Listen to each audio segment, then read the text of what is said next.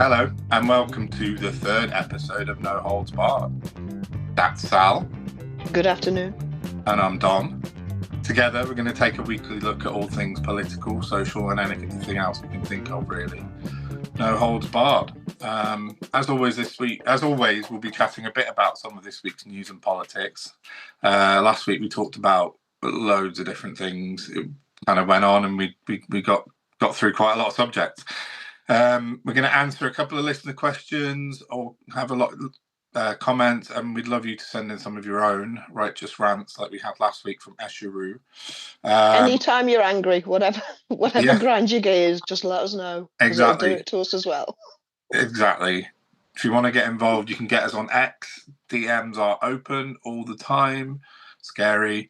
And you can also email us at NoHoldBarredPod@proton.me. All the details will be in the show notes, as always, and on my Twitter header. It's got them all there if you need them.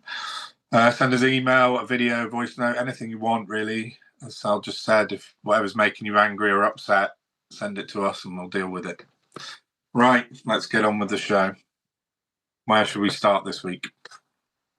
Well, should we get PMQs out the way? Yeah, you go on PMQs. I can rattle that off pretty quickly because, what's the point? Yeah. So they started by mentioning Mark Carney's now the new PM of Canada again. Mm-hmm. So that's handy that the right didn't take over.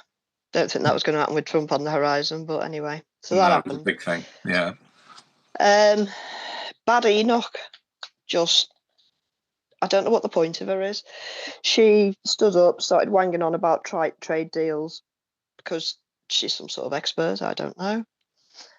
After that, she went on to rape gangs, screaming at Starmer about human rights and how he's not a human rights lawyer anymore. And he then replied to her that she spent 3 years as the Women's and Equalities Minister and did absolutely nothing about rape gangs or, in fact, anything about the 1% prosecution sum total. Yeah, right. She was that bad that woman after my own heart, Nadia Whitmore, stood up afterwards and actually said, "You are a disgrace" to Kemi Badenoch for the way she'd used, women's trauma as a stick to beat Starmer with. It's just disgusting. She then asked Starmer if he would lift the 2-child benefit cap because, all the research shows and the studies show that it's just going to plunge more kids into poverty. And he again insulted her intelligence by giving her a complete non-answer and battered it away. And that was pretty much the sum total of everything that happened. Another utterly pointless episode. It was really rubbish. I quickly skimmed, listened to it while I was out fixing the lawn, and it wasn't really worth it, was it at all? Yeah, like you say, Starmer batting that 2-child policy, 2-child cap limit away is a bit shameful, really, isn't it? All of it is shameful, and the fact that for whatever reason protocol seems to dictate no one's allowed to tell them what they're doing is abhorrent. Just seems to fuel the fire. It's so performative and nonsensical. I don't understand it. Yeah, that it's being allowed to persist. But here we are. Pudding, don't do that. Sorry, the cats are interfering. The cats of the pod are involved. Well, yeah, I kind of said that last week. I was kind of incredulous as to you telling me about the different. I think it was the universal credit uplift during COVID in the way they sort of sneakily used that, weaponized that, and that was the Tories. But it's just now carried on, and we're kind of like week after week, another thing happens that just is a continuation from the previous government. I mean, I for one cannot wait to stop having to talk about the benefits issue. Yeah, for all the reasons. I don't want to have to talk about it, but what can we do? That we have no recourse left that works. No. Other than talking and trying to spread the message and hoping. Yeah, exactly. You have to get it out there. It's just a nonsense. I just don't get it, and still incredulous this week as I was last week about what they're up to and what their long game is and how they see it panning out. Well, even Liz Webster, who's the sort of rejoin farming champion lady, who I've got a lot of time for Liz, don't get me wrong. Not that I always agree with her, but she's a nice lady. Yeah. She posted yesterday something about how Brexit's like been killing people. And I had to go on and I said, I'm awfully sorry to tell you, Liz, but this is where you find out nobody gives a toss. Yeah. Because I've been shouting for over a decade and it's his Labour. Yeah. So, and then somebody else today was banging on about, it's for later on, but it was about the tax on private schools. And somebody posted underneath saying, this is disgraceful. It's an abuse of human rights. It's like, I've got a memo for you, mate. The VAT on private schools is an abuse of human rights. Yeah. Yeah. Unfortunately, you're unlikely to find anybody who gives a toss. Well, ever. Yeah, very, very few people. There's some sort of class action being raised against the government by the parents. I read about it last week. I don't know. They can find legal fees, can they? Just not education fees. Exactly. I see. Yeah. How many of them are lawyers exactly? Yeah, a great many, I would imagine. It's the greed, isn't it? I want someone to just sit in front of a wealthy person and ask, why are you so greedy? Do you think it's a sickness? Because it is. Well, it is. It definitely is. It definitely is. It's just gross, really. And the private school thing is just, God. I mean, I'll have to talk about it in a couple of weeks' time or something, because I wrote a huge long article about it last year, and I got everybody replying to me about it, and some of the arguments they put forward is just ludicrous. It's like, why this, oh no, we are going to have to scrimp and save, but they don't understand that, well, if you can scrimp and save an extra $8,000 a year, whatever, an extra $12,000 a year in most cases, then it puts you in a position above 90% of the country. But that is not, they don't understand that. They can't grasp that concept that they're privileged in wealth-wise above the rest of the country. They just don't see it. Oh so, no, yeah. I think they can grasp it, but I think they look at it as entitlement. Right. We've educated ourselves to this position, therefore we deserve better and more because we've worked so hard. Well, have you ever worked as a brickie for 12 months, getting up every day at 6 a.m? Have you ever done that? Sod off. I know. Yeah, I have to collate that a bit and all the different stuff that I got from that last year when I wrote the article, because it's really interesting, the takes on it, and some ranging from like the utterly bizarre takes to the kind of, okay, you can kind of get where you're coming from, but you've still got to take a step back. And I think that's where a lot of them don't have that ability to step back and realize where they are in their position to be able to afford to put their kids in private school in the first place. So I think we're on about, oh no, so we're on like the third run of austerity getting worse, and throughout all this time many people like myself have been sitting here screaming, if they're going to do it to us, they're going to do it to the working class, and then they're going to do it to the middle class, and this is how it, until you stand up and say, no, killing the disabled is wrong, it's never going to stop, because they know they can get away with it, until they are shown by the people they think support them that what they're doing is not on. It's just forever going to happen, and it's just pulling the wealth gap further. And it really is snapping. Yeah, definitely is. It definitely is. Something has to change. I've got this, I don't know if it's a sneaky feeling or whatever. I'm just trying to hope that things might change after tomorrow. I think an awful lot's been leading up to these elections tomorrow, and even though they're not huge, there's one by-election for an MP and a load of council seats. I think particularly Labour have been really, I know, and they did it right up to the general election, the Ming Vars strategy, isn't it, of trying to keep themselves quiet. I just don't know. An avoidance strategy is what it is. An avoidance strategy, you're right. They're playing politics rather than actually trying to govern properly. But I think that's maybe things will be slightly, I'm being hopeful. I'm trying to be optimistic. Yeah. Things might move on after tomorrow, but we'll see. I don't think it'll make any difference whatsoever. I think if Reform do well, like we said last week, they won't do well next year. No. How often are council elections? Every year, but not in every area. Okay. So because we haven't got them now. I haven't had to vote today on anything. Yeah, I've been. Bad FOMO. Yeah, I went across to our little village there, voting booth. Hence why we But started.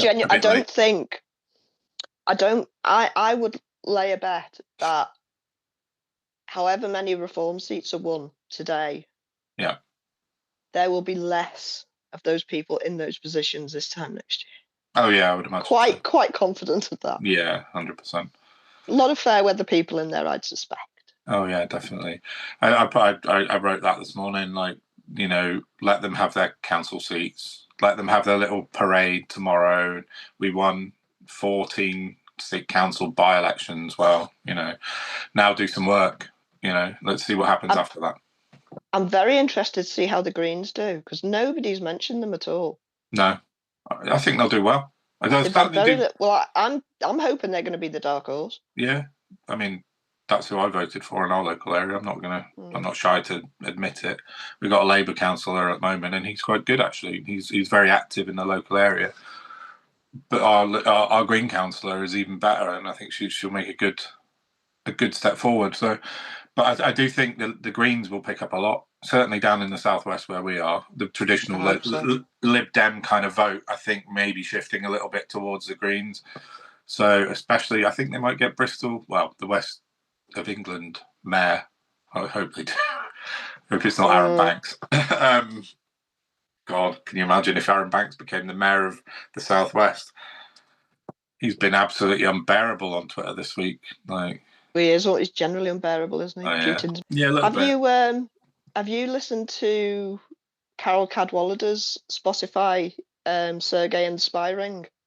No, I haven't. Oh, highly recommend it. It's on Spotify and probably other places. Yeah, Sergey and the Spy Ring, I think it's called. It's like a 8-part series, I think, and it's a genuine story about a guy who came over from Russia to work, was asked to help set up Conservative Friends of Russia. Yeah. And was all for it back in the day when he was quite naive, like I used to be. And very, very quickly discovered that there was nothing egalitarian about this membership at all whatsoever. Yeah. It was all very, very dark. Right. And that's not who he was, unusually. Interesting. For someone who was picked for that kind of job. So it's a really good listen. Highly recommend it. I will definitely listen to that before next week. Just with Carol's history with Aaron Banks, obviously. Yeah, of course.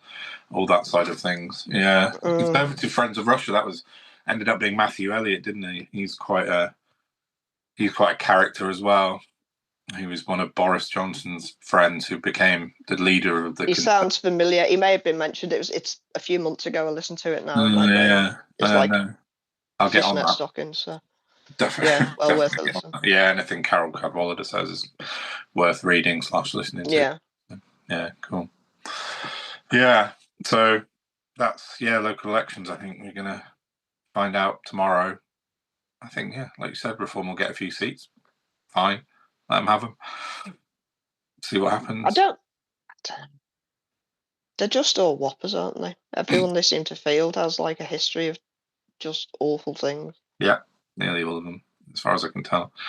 They've got Darren Grimes as a councillor now as well. Well, attempting to be a councillor. I've forgotten about that. Jesus. No retching on the podcast. The thing is, he might get it because of where he is, and he's gone his local kind of area, so he's got a bit of support. He might become a Reform councillor as of tomorrow. So, well, you don't know who the opposition is, do you? It might be somebody else who's actually known for being decent. An actual, proper, credible politician, yeah, maybe. As opposed to a deviant. Yeah. I think we mentioned him last week, didn't we? He can't become a regular on the podcast, definitely not. It's the Muslim nuns, wasn't it? Oh, that was it. Hopefully they won't vote him in and he'll just go away. But fingers crossed. Yeah. Oh, yeah. The other interesting thing in the local elections is the by-election in Runcorn. That is actually a seat up for grabs, a proper one, because of Labour's Mike Amesbury. Boxing MP, yeah.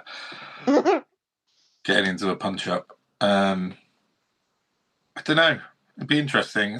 what they keep saying it's Labour's 13th safest seat out of their however many they've got. If I Reform, couldn't tell you either way. no, if Reform get that, it will be a big win for them. But I can't see it. If memory serves, the woman there platforming's incredibly well to do. Yes, she is, yeah. And Runcorn and Helsby are not incredibly well to do places. No. So I don't know it very well. I think I don't know who Labour have failed in. They parachuted somebody in, haven't they, I think, again. But Reform will do well to get her voted in because she's ever so, She is. Sarah Potchin, something like that, isn't it? Pachin, interesting. Yeah. She's like most of Reform nowadays, they're all ex-Tories, aren't they? So yeah, of course she is. Oh, sorry, she was a Tory. So, yeah. Yeah, Leeds. There was a terrorist attack on Saturday last week, wasn't there? Not that you'd know it. No, exactly. A white guy, Owen Lawrence, or Oz Lawrence. They think that's the guy. Well, no, they know that was the guy because he killed himself. Oh, did he? He did. He died yesterday in hospital of I knew he died. I didn't know what he died of. Self-inflicted, they said. So I think he shot himself with his own, or he stabbed himself. I'm not sure. Sorry, we shouldn't talk about the details because it's not very nice. But the fact is that you just wouldn't know it. It had even happened, and it's just bizarre. And it shows to me that most of the media and the news are using the far right, Reform, Farage to frame all their coverage nowadays, because obviously Farage hasn't mentioned it and Reform, and it was on GB News once. I know, I have checked, I did some research. But because... In fact, sorry to interrupt, I did catch, because I'd heard about it, was it Saturday? Yeah, it was Saturday. I'd heard something, so I went on YouTube to have a look to see what news articles there were. And all the news articles were just like a minute long, and they were just like camera footage of the aftermath, like the street with the police standing there.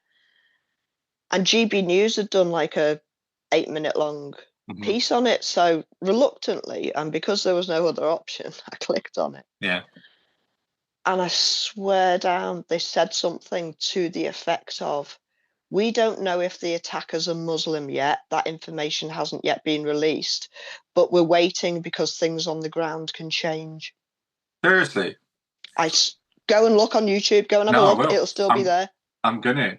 And they don't care anymore. They're just openly fascistic. Wow. I didn't even know that. Sorry, I didn't mean to interrupt. But yeah, so GB News. Yeah, no, that's crazy. I have to look at that. It's just, I did some quick research on it, and I went on to X Pro, which I love doing to get my data from, and brought up Nigel Farage, Adam Brooks, and David Atherton. You know him, the right wing. Yeah, God, exactly. He's awful. But he is horrific, but he's at the forefront of punting out this sort of Islamophobic stuff a lot. Yeah. So I thought, well, he's quite a sort of good weather vane to have a look at, because there's been a terror attack on the streets of Britain. So let's see what they've got to say. So I first searched the term Leeds, and in the last week, Nigel Farage, Adam Brooks, and David Atherton, 0 mentions. And I thought, okay, maybe that's a bit broad. So I searched the term crossbow, because that's what the guy used. Nothing from the 3 of them. I thought, okay, right, let's narrow it even further. And I put in the term Otley, because it happened on a place called the Otley Road. Coincidentally, I used to live around the corner from. Oh. Yeah, and unsurprisingly, nothing. So they literally didn't mention it, those 3 accounts. Now, if you go back to last summer with Southport, those 3 accounts, well, certainly Atherton and Farage were, yeah, exactly. You couldn't stop them, like, pontificating or presuming or jumping on it before anyone knew anything. So in the last week, none of them have even mentioned it, not once. And so, there is your proof, if it were ever needed, Well, not just that. There was the rape gang that got convicted. Was it Monday? No, 10 white guys. 10 Caucasian fellas from, I think, was it Birmingham? I might be making the city up, but I think it was Birmingham. Yeah. Again, nothing. Absolutely passed everyone by. Not a peep, because it's not about the women and justice. No, it's about their racist agenda. Yeah, absolutely. That's it. And it's just, that's it. It's proof. It's proof that they don't care about the victims in the rape gangs. It proves that they don't care. This guy on Saturday was an incel far-right guy. He said it on his post, the supposed post, alleged post on Facebook. I'm just reading it now. He wrote on his own post, political views reactionary with some small L libertarian sympathies. I have also explored far-right ideas by reading through Brenton Tarrant's Great Replacement manifesto, and he lists his weapons, what he's trying to do. He called it the Otley Run Massacre. The Otley Run's a pub crawl in Leeds, so from the student area Headingley down into town. I have done it a couple of times, and it was huge. I mean, it's a proper terrorist attack. This guy. I mean, thank God nobody died, but one woman had to have surgery for life-threatening injuries, so she's seriously injured, and the other woman was in hospital as well. But he went for women. They don't give a monkeys, these people. They don't have brown skin, so they don't care. That's literally all they care about. And it's just really upsetting and really disgusting that with proof now that they don't care about victims of anything. It's just to suit, like you said, their racist agenda, and that's it. It's not just what they're doing on a day-to-day, which I assume they don't really give much thought to. It's the consequences of what they say constantly. That's what they don't give a shit about. They're empowering by ignoring it. Yeah. They're just empowering other people to go off and do it. Yeah, 100%. It does. If you don't call it out, then you basically effectively saying, yeah, no, don't worry about it, it's fine. Yeah. And unsurprisingly, I had some people in my comments to my post saying pretty much exactly that. I'm not going to put this guy's name on it, but one of the replies put to me was, well, what do you think would happen? That people will start to like being kicked in the teeth. People are going to start fighting back everywhere. That was a genuine reply to my post about the terrorist attack. So what? I don't understand. Am I being dense? No, I mean, it's a guy called Matt, and he said, well, it's fair play, basically. What do you think was going to happen? That's what he said. See, that's a mentality that's problematic, isn't it? And that's a red flag. It's a huge red flag. And it's, but like you said before, it's the consequences of inaction in this case of the usual suspects, isn't it? They haven't called it out. So this guy, Matt, on Twitter has gone to me, well, it's fine. What do you expect? Well, it's a bit like the kneecap thing, isn't it, this week? Yeah. That everyone's trying to get kneecap banned. Yeah. Notwithstanding, one of the quotes they said I find reprehensible and I think is absolutely wrong, and they should be dealt with for what they said. But as people on Twitter have proven with the receipts, our daily newspapers have been wishing the ending of life on Jeremy Corbyn, for example. Yeah, and nobody gave a shit about that. No. Why is it all of a sudden a problem now? Because they're getting traction? Because eyes are on them? Because they're creating a furore built off the back of what you're saying? So yeah, I know. Is it the Streisand effect? The Streisand effect, yeah, absolutely, on the internet, yeah, when you Google yourself. Yeah, that's, I mean, someone pointed out the other day that it's, Frank Hester, the Tory donor. He's the other one, yeah. Wanted Diane Abbott killed. I mean, you can't, that was okay to them, but this isn't. And no, I agree with what you said. You should never call for anyone to be murdered, obviously. I mean, that just goes without saying, and Tories or not Tories. But what's the furore around it is just insane. Try. Right, it's like, if you want to make a book popular, ban it. Same Oh yeah, genre. always. Yeah, Sex Pistols all over again. Yeah, 100%. But there's been with Chris, the lovely Chris Philp. I quite enjoy saying his name, even though he's quite reprehensible himself. Has written. He's just a dickhead. He is a dick. He's just a pure dickhead. Well, he's just. He doesn't give a shit about what anyone thinks about him, clearly, because he's one of the few people over successive, going backwards, prime ministers in the Tories who was happy to stand up and defend anything that anyone ever did. Yeah. Like, through COVID, Johnson, Truss, he defended, Sunak, absolutely everything. And so he doesn't give a fuck. That's very dangerous. Oh, it really is. Yeah, he's just doesn't care what anyone thinks, and so he's just paid to be there as a mouthpiece. But he's paid sniper, isn't he? Yeah, well, exactly. He's written to Vivek Cooper to have them removed from Glastonbury, I think it was, or something.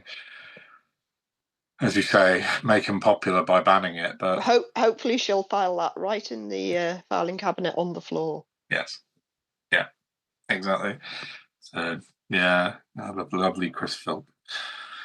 Yeah, so that I just found it really striking, gross, disgusting. The whole thing about now being able to physically prove that the right, far right mouthpieces, the popular people on Twitter and social media, don't care about and openly being racist now, because if they're getting paid for it. They are getting paid handsomely for it. And if they called out this guy on Saturday, then you'd maybe think, okay, fair enough. You're being balanced and you're being fair, but they're not. They're just not. And it's there now in the data, in proof that we can see it. So. But the horrifying thing is that if you go through criminal charges and stuff, I'm not sure. Is she kicking off again? Is she interfering again this week? I forgot to mute her again. Mute. Sorry, go on. I think there needs to be more made of that. I think after. But there wasn't in defence of not in defence, but to be fair, there also didn't seem to be a lot of coverage on the Nationals. No, there wasn't. I think there really wasn't at all. I think they're the people who, the papers of record, are the ones who are actually responsible. I agree with that completely. I could be wrong. The paragraph I wrote at the beginning was, you'd barely know because the media are whispering out the details, but the right-leaning mouthpieces are silent, and that's. That was what I was going to say, that if you go down the charge sheet of the people on the right, it's much more considerable than it is when you go down the people on the left. Yeah, true. Them's just facts. Less empathy is required to be on the right, and I see what you mean. The less empathy you have, the more chance you are to harm another person. Stands to reason, doesn't it? 100%. Yeah. That definitely makes sense. Oh, Sorry. Sky News breaking. This is becoming a newsreader now. Harrods. We've got more news. Security advisors. Oh, he has. He sacked Mike Walls. Mike Walls and his compatriot have left as national security advisors. But no, it's just as Harrods has become the latest store to be hit by a cyber attack. So that's Marks and Spencer's, Co-op, and Harrods all this week. Oh, I didn't know they'd been doing the rounds. Who's doing it? Don't know. Something called Dragon Force is what I heard this morning. Sounds a bit like a 1980s computer game, but M&S has been offline for nearly 2 weeks. Shut up. Yeah, seriously. They can't. They're telling agency staff to stay away. They can't buy anything online with M&S. You can't do click and collect. And God, that's the first I've heard of this. And their shelves are sort of starting to go empty because they can't put orders through. They're really under the cosh, M&S, with this. And now Co-op, I think 2 days ago, have said that they've been hit. And then it's just flashed up saying Harrods has now been hit as well. So it's a coordinated... pardon? You see, I could kind of understand M&S and Harrods because they're effectively high-end for where they are, and obviously Harrods, but... Yeah. Why Co-op? They're supposed to be the goodies, aren't they? They are. Supposed to be. I guess it's just ease of access. They'll be trying lots of different things, and if they can get into any system, they'll just go for that, won't they? I guess, but it's pretty worrying. To what end? Money. Did they like hold them to ransom, or did they steal money when they get in there? I think or? the last big one, they were definitely after money when they went after the NHS a couple of years ago. I can't remember when it was. They were after money then. But I think they just want to cause chaos as well. I think it's about doing damage wherever they can, whether it's Russia or wherever that are doing it. North Korea apparently are pretty big on cyber attacks as well. So they just want to disrupt. It's a bit worrying that the UK specifically is quite vulnerable, that we're not prepared for stuff like this, really. We're not prepared for jack shit because everything's always been short-term planning, hasn't it? Yes, exactly. That's it. And then COVID came along and we realised the consequences of those actions. Yeah, we did. Well, I mean, I assume they'll be trying to get national infrastructure as well at some point, you know. That's a scary thing. I think I've watched too many Spooks episodes from when it was on in the 90s, but, you know, they target, you know, the gas lines or the power lines or whatever, then we're in trouble. But as we saw with Spain and Portugal during the week, when you lose your power and your internet. I don't know. I think it'd be a bit pandemic-y again. Yeah. And I quite enjoyed that because all I wanted was for the world to stop because I thought it was going mad. And then it all was revealed. And it did for a bit. Yeah, sorry, that was a bit of a weird tangent on cyber attacks, but it's quite interesting that, as you said, lots of places in the UK are very, very underprepared for stuff like that. Oh, I had an old boss, John Gibson, who was an insurance director person, and he'd come to the company we were both working at from National Grid. Oh, yeah. And he told me it's got to be best part of 25 years ago. He said our infrastructure is so dilapidated and so in need of complete overhaul and modernisation. He said we should be having blackouts. I don't know how they're managing for it to not happen, but National Grid at some point is just going to fall over. I mean, I'm still waiting, but you know, I don't think they've invested since then. No, I know it could be any day. Everything's sticking plaster to politics, though, isn't it? It's just, let's not think about, like you said, 10 years, 20 years down the line. Let's just fix it now. Cross our fingers and hope for the best. There was something else in the week I was talking to somebody about. We were talking about short-termism and how the only thing, it might have been a Shero actually, but it was like the only thing that makes any sense of all of it, of all their behaviours and all the weirdnesses, is if they believe that civilization will end shortly after their lives end. Right. And it's a fuck it, we'll take everyone with us thing. Yeah, that's quite depressing thought, but yeah, it kind of makes sense. You know, I understand there are remedies. Well, yeah, true. Well, I can't, because we were talking about how it's just nuts. Obviously, we've been chatting for a few years and nothing else makes any sense apart from the fact that these people are just not well psychologically, or at least even if they are, because they're coping and their output isn't a problem to their lives. The problems they're causing to so many other people's lives is parasitic. Yeah. By any metric. Yeah. And, you know, I remember when I was young asking about why people died all the time, and you get told, well, that's just life. There's nothing that can be done, except we know different now, don't we? There's loads of things that can be done. Yeah, sure. And we just need a society that adheres to the health of the human person being the most important thing. Yeah, rather than the health of the wealthiest bank balances. Yeah, definitely. It would make life a lot nicer to be part of, wouldn't it? For everybody, that's what I don't get.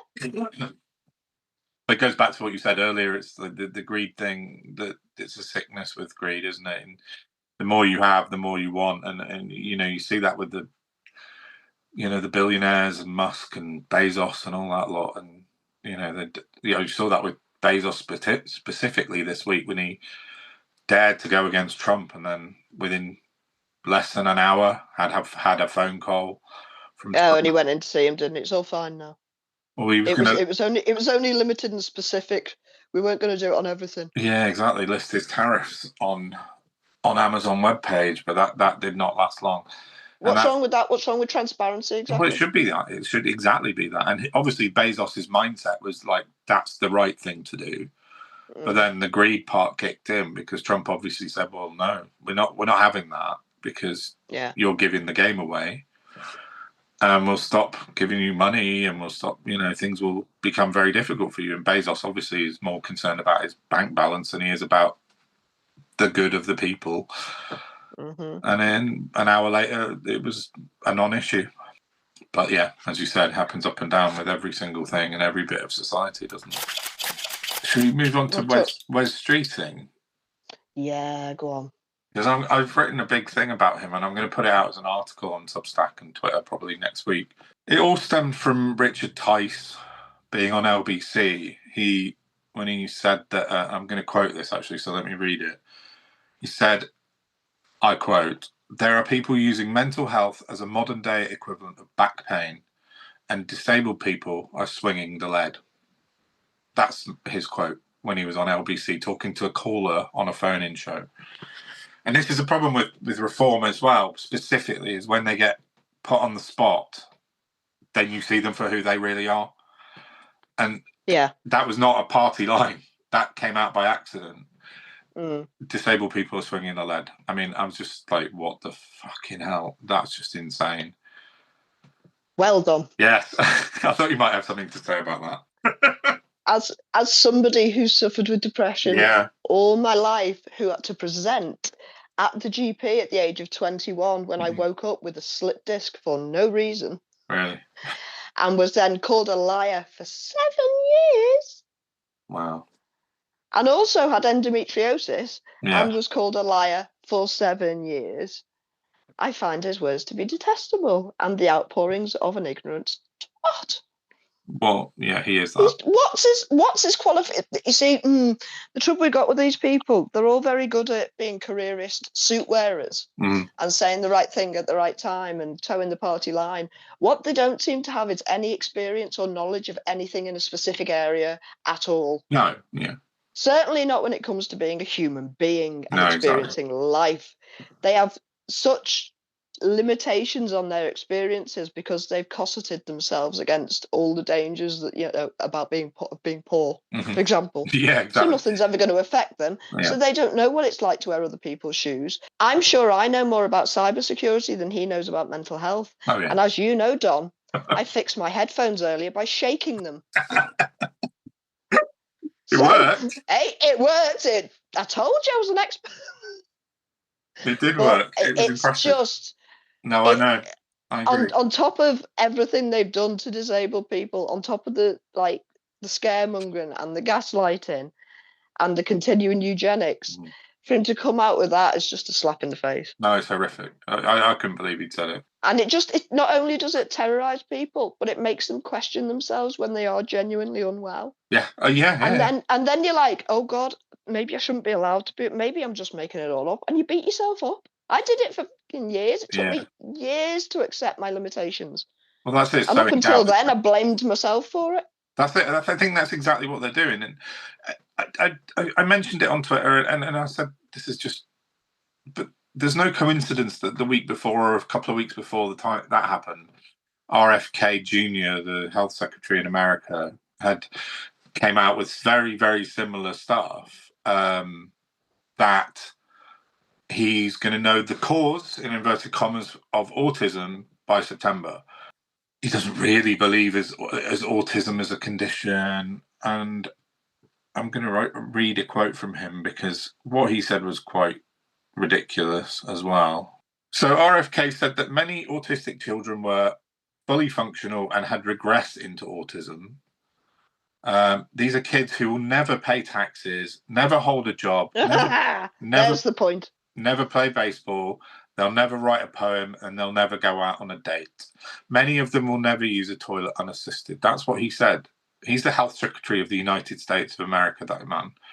I mean, yeah, it's just beyond belief what they're coming out with. But then the Tice comment was about 2 weeks later, and I thought, well, the Bannon Farage reform link, there's no coincidence in what RFK Jr. said. to what Reform are saying. And I know Tice let that one slip because it's just a disgusting comment what he said. But what they continued down that line. Unsurprisingly, I got loads of replies on Twitter to say, what about Wes Streeting? Because he said the same sort of thing. That's whataboutery. Yeah, well, exactly. It's textbook whataboutery. And I said, so I posted about it, and as always the way, the whataboutery kicked off with people, but rightly in this instance, saying Wes Streeting had made similar comments. Everyone said to me, well, you're not going to mention Wes Streeting or Labour on the podcast, are you? You're not going to have a go at them. The amount of times I've been called a Labour troll or a Labour bot this week is insane. Seriously, I mean, the assumption is just ridiculous. Yeah, in the hundreds, I'd guess. I get people say to me, yeah, well, you voted for them. I'm like, where exactly did you get the thing that I'm a Labour supporter, please? Because no. I had that, what's her name? Paula London. Have you come across her on GB News? I've got a hunch she's blocked me. Well, she replied to me today and said that I was a rape gang apologist because I didn't like Reform. Well, thanks. Right, okay. Well, the two are interconnected and never shall they be removed. I know. I said, how do you know that? She said, well, you're sticking up for Labour. I said, show me where I'm sticking up for Labour, please. I'm not. I haven't. I really haven't. Not since the general election at all, by any stretch, stuck up for Labour and their policies. But anyway, so because of that, I thought, well, okay, I've said to a lot of people, I said, well, you're going to have to listen to the podcast on Wednesday because I'll mention Wes Streeting. And I won't be blowing smoke up his arse because I think he's a strange one. So I've written... I do reckon he might know more about mental health than Tice knows about autism now. Quite possibly. Streeting's comment... So Wes Streeting said that mental health was being overdiagnosed. I mean, in a very similar vein to what the rest of them are saying on the right. That there's an overdiagnosis. It's actually the opposite of what is actually true. Completely right.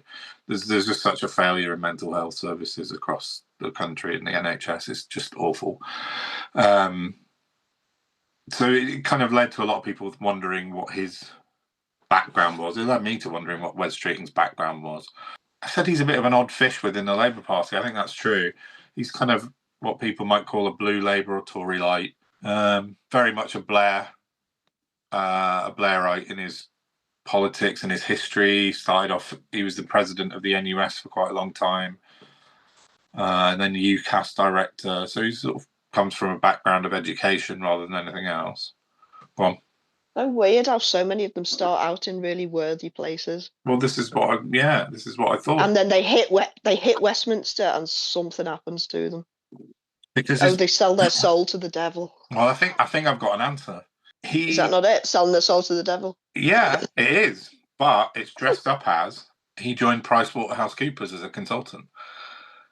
So There we go. Yeah. There it is. That's it, isn't it? So he was pretty. He seemed like a good history, being pretty centrist Labour, but doing good stuff with the NUS. And then he was the education consultant for Stonewall for a little while, and he did a lot of good work against tackling homophobia in education across schools. Brilliant, good stuff.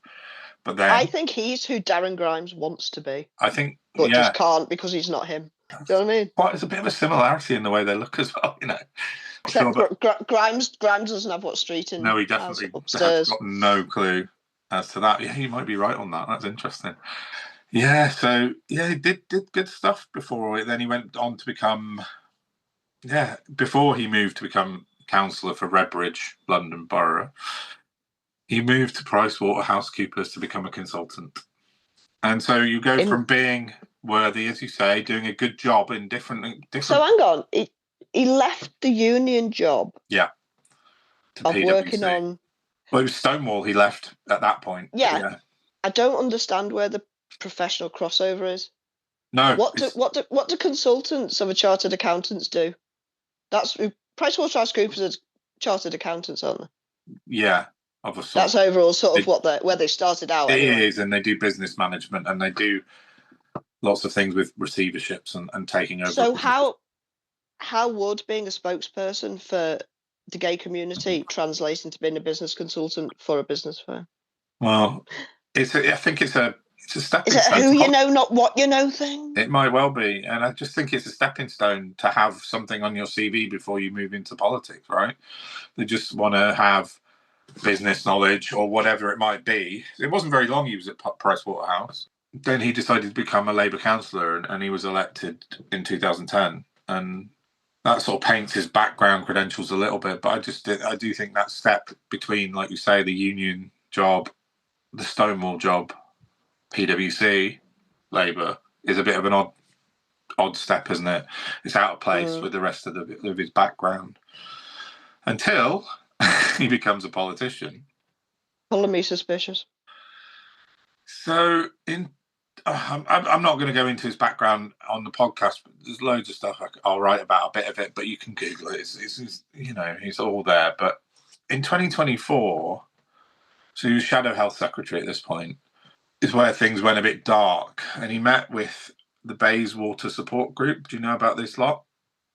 I know where Bayswater is. I don't know about the support group. The Bayswater Support Group are, okay, so the Bureau of Investigation. Is it Russian? No, they're British. Oh, okay. Their parents. That's where the Russian embassy is. The Bureau of Investigative Journalism describes them as a parent group engaged in anti-LGBTQ+ conversion practices. They think that trans kids are not real. They believe that there's no such thing as a trans kid, that they're being converted in schools to become trans. They're a really, really gross group of people. And Wes Streeting's got some connections to this group. See, to me, as somebody without a dog in any of the fight, it really looks like the gay people are pulling up the drawbridge. There's a definite section that are, I think, for sure. Yeah. And I don't get it. No, I don't get it. They've got their rights, they've fought for them and they've won them, but now everyone else can just fuck off as far as they're concerned. That brings us swiftly to maybe that Chloe Dobbs is a member of their group. The one that went filming some poor trans lady in the train station. Was it yesterday? Yesterday. A trans lady went to use the toilet, washed her hands and left, and this little scrote grifting bint filmed the poor woman walking across the platform, station concourse. That's right. Afterwards, screaming that she'd just used the toilets. And what a disgrace. And of course, all the usual TERFs pile in. I've never come across such a irrationally terrified bunch of people as TERFs. No, they're horrible people. They're really, just really horrible people. Deal with your own insecurities, you myopically minded little bastard. Leave people alone. This poor person just needed a wee. Yeah. In a stall. Yeah, exactly. And what? Nothing happened. I don't get it. Apart from you getting your own knickers in a twist and showing yourself to the world, basically, for who you really are. Potentially stalking this woman, Exactly. It's following someone and filming them in a train station is not all right. It's not normal behaviour at all, is it? No. And I do think that, unfortunately, the ruling last week is pushing this really hard, isn't it? And it's just making the worst people come out as even worse than they were beforehand.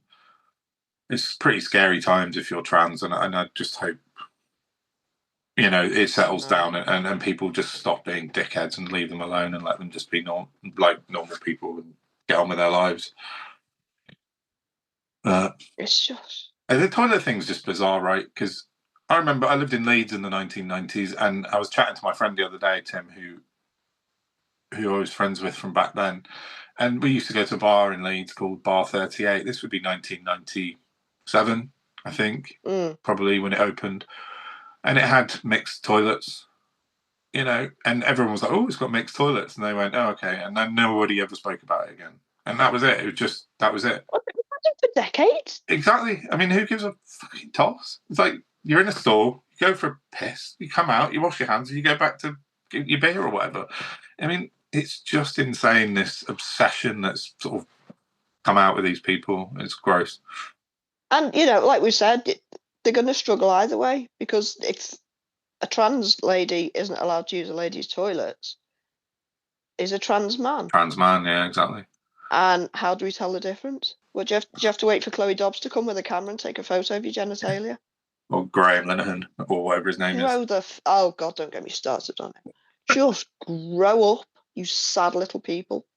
If you're worried about, women and girls being sexually assaulted, go and do some work on educating men. No Yeah. offense, present No, company accepted. absolutely. But No. you know, men are responsible for 90% of crime and like a higher percentage of sexual attacks. So, of course, yeah.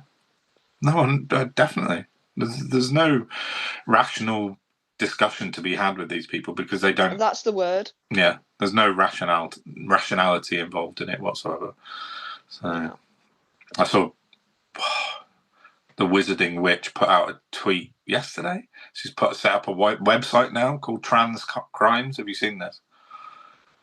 transcrimes.co.uk or .com or something. And she's now going to start listing trans crimes on her website. What the fuck is wrong with that woman? Do you know what? As you know, I've spent a lot of time reclining watching YouTube over the years, and I've seen some trans predators. Yeah. In America, obviously. Yeah. Never actually seen one from here. Yeah, I'm sure they exist, but they're like in America. There's that many of them. Yeah, yeah. And they are clearly very unhinged people. No one's like looking at them going, "You look amazing." They're just not. They have illnesses other than the fact that they may or may not think they're trans. Yeah. Trans isn't a fucking illness. No, of course. But any demographic or sexual persuasion can carry a psychotic problem. Of course. It has no bearing on who you shag and what way you do it. Exactly. Everyone who has a brain can be subject to all sorts of things. So you can't, And like I said, we're focusing on this like pinhead of myopia while there's millions of other crimes being allowed to carry on. We've basically decriminalised rape and sexual assault. It seems that way. It feels like it, doesn't it? It's just awful. That's what women should be scared of. Men who can like really damage you, not like, oh, well, they might put a dress on and go to the toilet. Yeah. Yeah, because in the history of man, nothing stopped a sexual predator like the sign for the ladies. Yeah. It doesn't. It doesn't. If someone's going to go out and do something, they're going to go out and do it. Doesn't matter where it is. No. It's just an absolute fucking nonsense. But it distracts people from their own issues, I suppose, doesn't it? It does. Certainly the people on the right. Yeah. The more they're hating on other people, they don't have to focus on what's going wrong in their own lives, which is more often than not the actual problem. Yes. And as for RFK, how they can have a minister in charge of health who sounds like he couldn't fight his way out of an open coffin is beyond me. That man literally presents as the Walking Dead. He is. He is. He's a very, very strange character, RFK Jr. Well, he's not a particularly nice man either, is he? No. Going by his history. No, he's not. I'm not saying nice doesn't win you prizes for anything. Trust me, I should know. No, he's got quite a violent history. He doesn't come across as a likable man. No. And if you want to be convinced by anyone or you want to convince anyone, you need to be likable. Yeah. In my experience. I'm going to segue that back to Wes Streeting.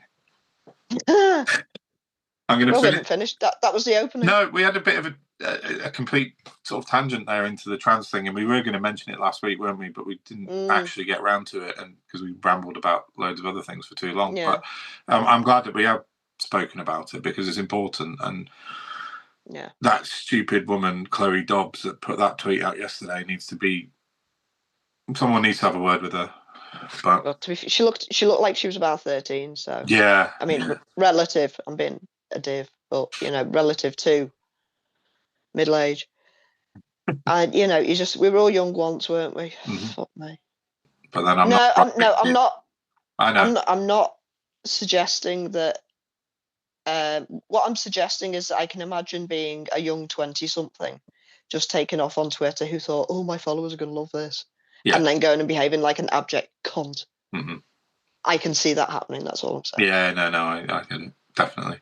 I'm saying it might not. She might not be an entire sociopath just yet. She might just be chancing her arm as a young person. A burgeoning sociopath, but not a fully formed one. Yeah, but yeah, it could just be social media. That everything's about clicks, isn't it? So, yeah. Let me bring it back quickly, and we'll finish off about Wes Streeting. But it was just basically he'd met this group of horrible anti-trans called the Bayswater Support Group, and he has met them more Yeah. than once, and he's refused to answer questions about his meetings with them, which is pretty sus as far as I'm concerned. Well, it's not very democratic, is it? Yeah, and especially when there's a group called Trans Kids Deserve Better, a group of teenage trans activists, that's quite hard to say, have tried to meet with Wes Streeting on lots of occasions to put their case across from the other side for trans kids' healthcare. But he's refused repeatedly to speak to them. He won't speak to them. Sounds brave of him. Yeah, it said they've been leaving a paper coffin outside of his constituency office every day since August 2024 in protest. To protest the ban on the puberty blockers. But he won't. He refuses. And they were two of them were escorted out of a venue where he was speaking. He wouldn't even acknowledge their existence. So yeah, that's Wes Streeting. I think he's, he said, how dare they? They are public servants. This is it. They are there to serve the public. I don't know what it is with him. The Good Lord Project did some research last year and then followed it up this year, and they think with their research that over 60% of his political donations have come from private healthcare. Yeah. Or people linked to private healthcare, not specifically from private healthcare, but people that are very heavily involved in it. And you have to think, well, you can't take that much money, 175 grand off of people, whatever it is, and not be swayed in some way, But well, we'll see, won't we? All politicians take money, he's not done anything wrong. But as the health secretary, it seems like it's a bad look. But there is. I just wrote that it would be very easy to draw a direct line from his political donations to his statement about using private sector to help prop up the NHS, which he has said on more than one occasion. So I don't know. When he started saying the same stuff as RFK Jr., it just got me thinking, and I don't like it. I don't like what I've read about him particularly. And although waiting lists are dropping slightly, but I don't think that was a very high bar that he came into when the Tories had absolutely laid waste to the NHS and waiting lists were up into the 8+ million. So it wasn't probably that difficult to start getting them to fall, but they are falling. So, Well, I did ask at hospital this morning. I went for a DEXA scan. Oh, yeah. And I asked the two ladies in the room, I said, would you say things have got better or worse since Labour got into power? And they pled the fifth. So, Yeah. Read from that what you will. I'm going to play devil's advocate slightly on that and say it's a bit too soon to tell. We'll see. But that genuinely could have been why I took it as we're not going to say anything because you might talk about it. So I took it. You never do know, do you? Not that it really matters. But no. If something had been miraculously lifted and they might have mentioned it. That's all I'm saying. Yeah, no, I agree. I think. No, I mean, it is too soon, and notwithstanding, as angry as I am with them for the benefits issues, I do understand things take time to fix. Oh yeah, there must be a million tweaks to the NHS that has to be made in order for things to be significantly improved. A million tweaks, but Full Fact have got an excellent article online. I'll put a link to it. And it breaks down every single area of the NHS and by treatment and whether things are going up and down. And almost all of them are on the downturn, which is obviously good. But it's minimal, but it's the right way for now. It's the right direction. So we'll have to wait and see. But I don't know. I worry about it because I'm waiting for a date for surgery on my neck at the moment. All right. And I got sent to, I think my referral got sent to the Walton Centre for Neurology in Liverpool. Right. And they then bounced it to a private consultant who's doing NHS work. And I have not had one interaction with that man. I've had one in person that I had to wait a year for. Because there is nothing that has happened in this chain of events that I haven't had to chase up. And it's a private company that will be billing the NHS. I don't even want to know how much. Yeah. For taking on my treatment. I mean, me and thousands of others, I'm sure. he's rung me from the golf course before now for a telephone appointment he'd forgotten about. And had to front up and go, I'm really sorry, I don't have your files. Yeah, that's not. And we're like 18 months after I first got my referral. He agreed I needed surgery over a year ago, and I'm still sat here waiting. And this is a private company. Yeah. If they were charging the NHS for doing a smacking great job, I'd be all delighted because that would be progressive. Mm-hmm. But it seems, I don't like to say they're milking the government. I wouldn't know. But I've had like 4 appointments with him so far, and I've had to wait an hour for each one, and then I've had to ring his secretary in Leeds. He offered me immediate surgery in Sheffield without even meeting him. Oh, really? On my fucking spine. I'm like, what? I haven't even seen. Yeah, but I can see your MRI here. Yeah. Oh, well, as long as you're happy with that, then. Fuck off. Anyway, he forgot about me for so long, he had to send me for another bloody MRI. Who's paying for that? Yeah. So I have my concerns, but I think that they're general concerns that you have about everything everywhere, I suppose, aren't they? I went through the same similar process a couple of years ago. I had to have a surgery on my arm. I had a huge big lipoma in my muscle, and I went through the private hospital in Bristol, but via the NHS. I didn't pay for it. It was very similar, very very limited communication. Hardly spoke to anybody. Like, got a letter saying you're in on this morning. You'll be in overnight because it's a pretty big operation. Fine. Actually, on the day they said no, you're not in overnight. You're off. Off you go back home. After about an hour after the operation, so I was in and out. So they're obviously billing the NHS for me to be overnight patient. Do you know? But they hoofed me out quickly. Sorry, I'd completely forgotten. But for a good 5 years, I had private healthcare cover through work, and like having raging endometriosis, that was unbelievably helpful. And when I think back to all the surgeries and consultations I had in private medicine, I didn't have to put up with any of what I'm putting up with under the NHS. So it must be a 2-tier thing. Yeah, definitely. But I bet the charges are different. Well, I don't even know if I ever told you. I had to go to the endometriosis made me infertile. Oh, right. Okay. And I ended up going to Moscow for donor egg treatment. Seriously? Albeit 20 years ago now. Yeah. But they had, their success rates were through the roof compared to certainly this country. I'll never forget walking into it's just this pretty little building, but just like a small sort of private unit. And we stepped into like the porch area, and you had to put on all like shoe covers and hats, and I was like, I looked at Will's dad and I'm like, oh, this is a bit clinical. Yeah. Well, we are in a medical facility, I suppose. And when you sit there and you're like, never seen anything like this at home. No, I know. It was the same in Portugal. Like, before the surgery, and like I had a private room and everything because I had to pay for it. And nice. they give you like proper scrub. You have to seriously scrub yourself. You have to get put in sterile gowns. This is before they even look at you and before surgery and stuff.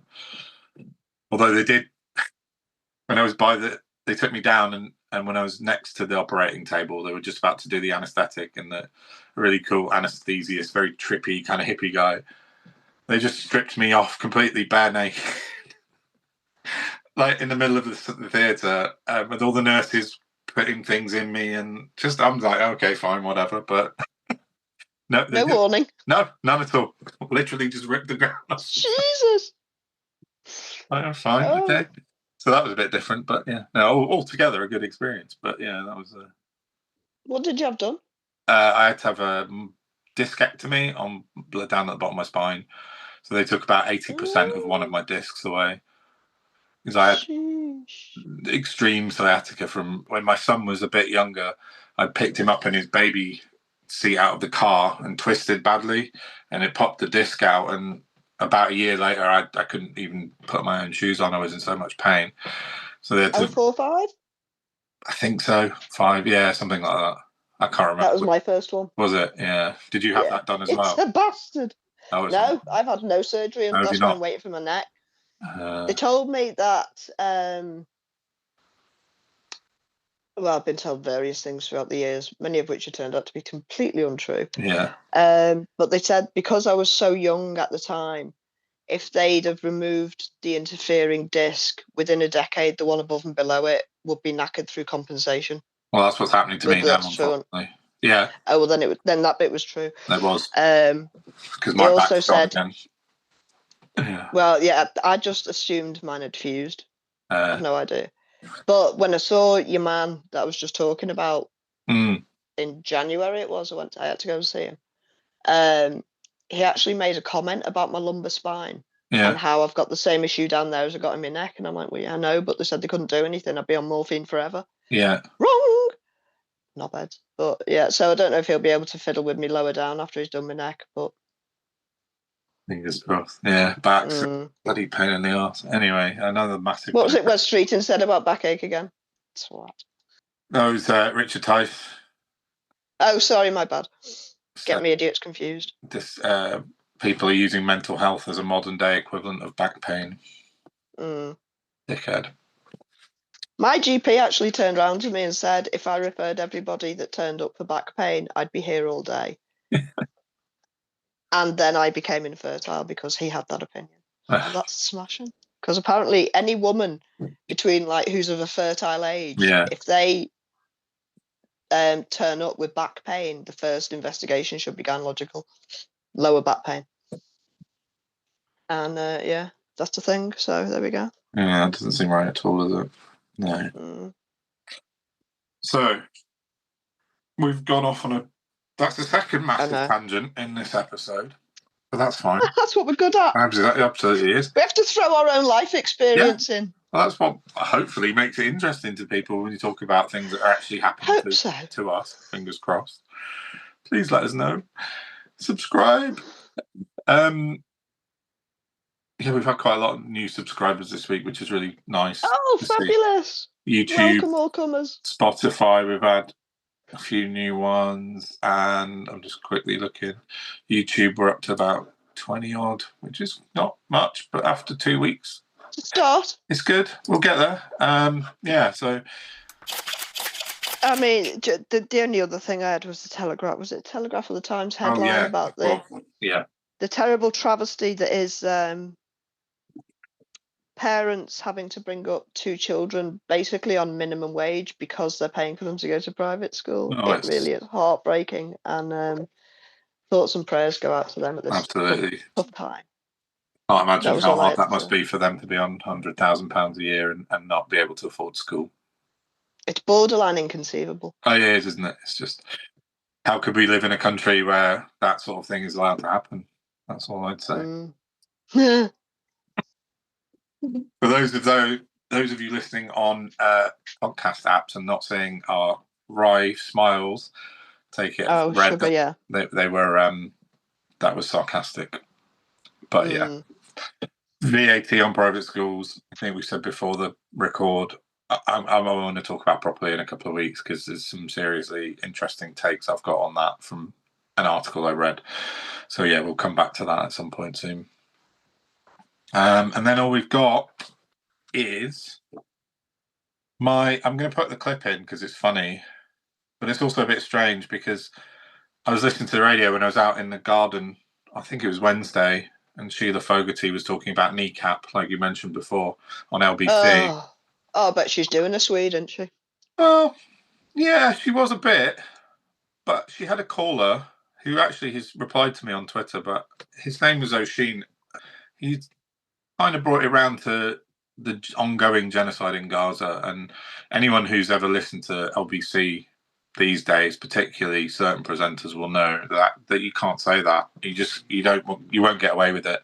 Particularly Sheila Fogarty, she does not accept that as factual. Well, they're infiltrated as well, aren't they? LBC. Yeah, they're owned by the global owners. Are a bit global. Yeah, exactly. They're a bit zeddy. Apparently so. So I've been told. I didn't know that, but yeah, it seems that way. Sorry. So Sheila forgot to press her cough button at one point when the caller had mentioned the ongoing genocide in Gaza, and under her breath said, "Fucking hell," and hadn't muted herself. So I clipped it up, put it on Twitter, and sort of sitting on about well over 500,000 views currently. But what's weird about it is on LBC, on their catch-up schedule, you can't listen to that show. They've Get away. They've No. removed the whole thing. Yeah. Everyone else is above and below her on the LBC app, the global player. You can listen to the Just catch-up. that little Kinel got it cancelled. Yeah. Well, they've definitely removed the catch-up. So she was on the next day, and I listened to just out of curiosity to see if she mentioned it, but she didn't mention it. It was just left to go. So, but don't mention genocide under Sheila Fogarty's watch because you'll get sworn at live on radio. That was quite Can you amusing. imagine wanging on about kids being killed? I mean, come on. I know. How dare they? Again. Yeah. That's I don't know how they sleep. I do not know how they sleep at night. I'm going to finish it.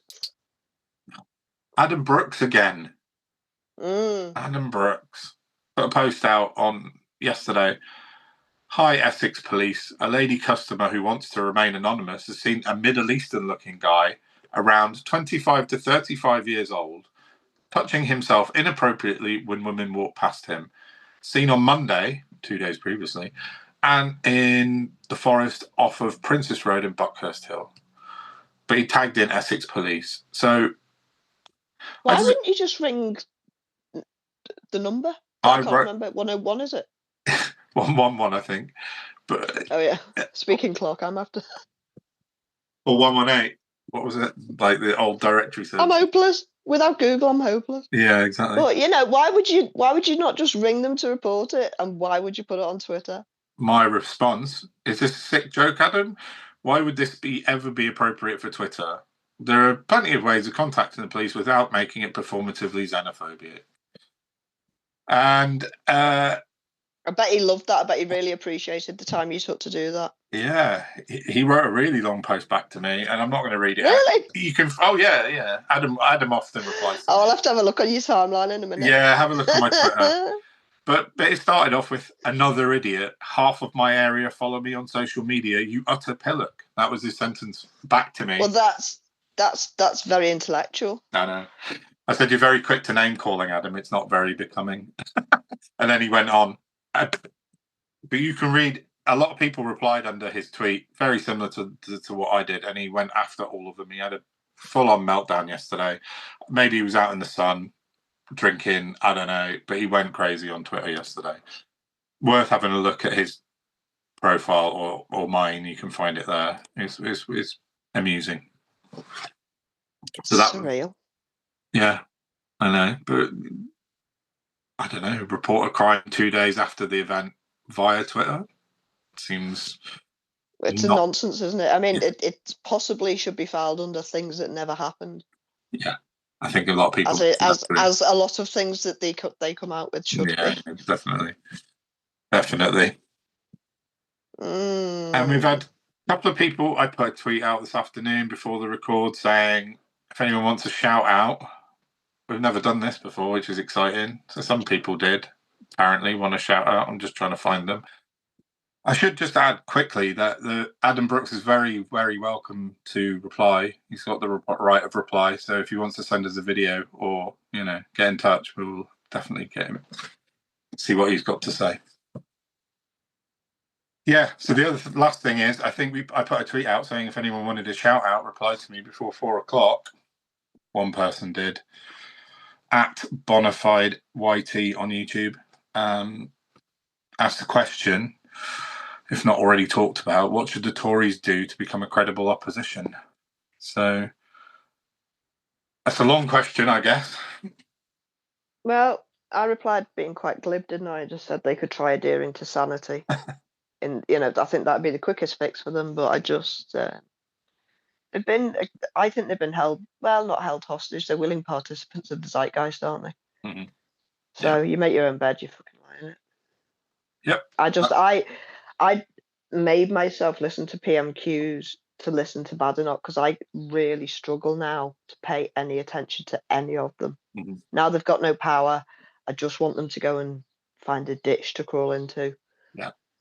In lieu of that, I really struggle to take them seriously because I just don't want to. We've had enough. They did so much damage that I can't even see them as being credible anymore, to be honest. I don't know how that's all going to work out. No, they've got We talked about it a bit last week, didn't we? They've got time. Badnock's going to get the hoof shortly. Oh, yeah, but then you cut the head off a snake.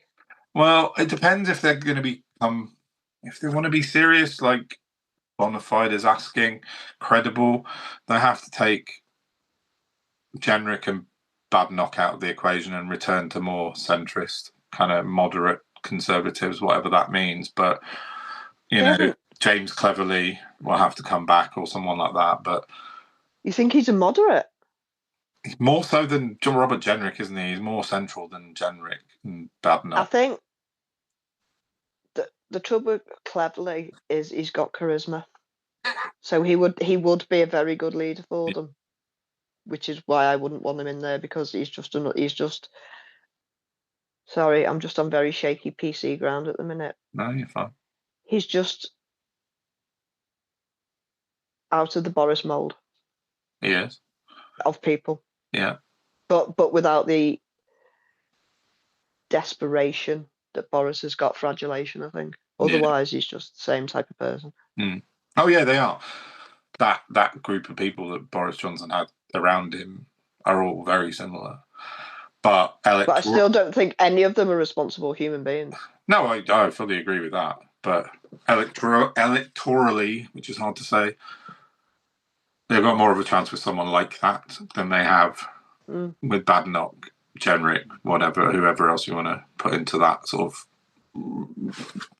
culture wars, far right almost, with Jenrick, part of the Tories. But yeah, we'll see what happens after tomorrow. Lots can change. Lots will change tomorrow, I think, particularly with the Tories. Yeah, I think the Tories will be interesting. Up in the air again, looking for a new leader, maybe by tomorrow. The other comment we had was from Carol Hedges. Oh, I love Carol. Yeah, at Riot Grandma 72. She suggested a topic for the podcast, which is she put in a complaint to the BBC about the over coverage of reform in specifically the BBC, but in the media in general. We know that's happening. We know it's been happening, but it has got an awful lot worse. So, Carol, we will have a chat about that in a week or two properly. We'll cover that. If you'd like to get on, come and join us, have a chat about it. You're more than welcome. Yeah, definitely get in touch. You know where we are. We'll get you in and have a chat about it.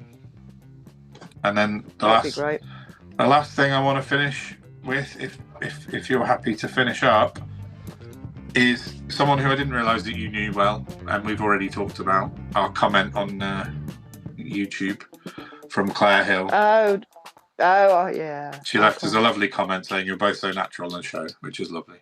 Thank you, Claire. Yeah, that's much appreciated, because this is quite new stuff for us. So, yeah, I like it. That's all I've got. Cool. Well, we've definitely rambled on enough today, haven't we? We certainly have. In the very wise words of Tupac Shakur, keep your head up. Like, share, subscribe. I'll see you next week. Nice. Ciao. Goodbye. See you next week. Mwah.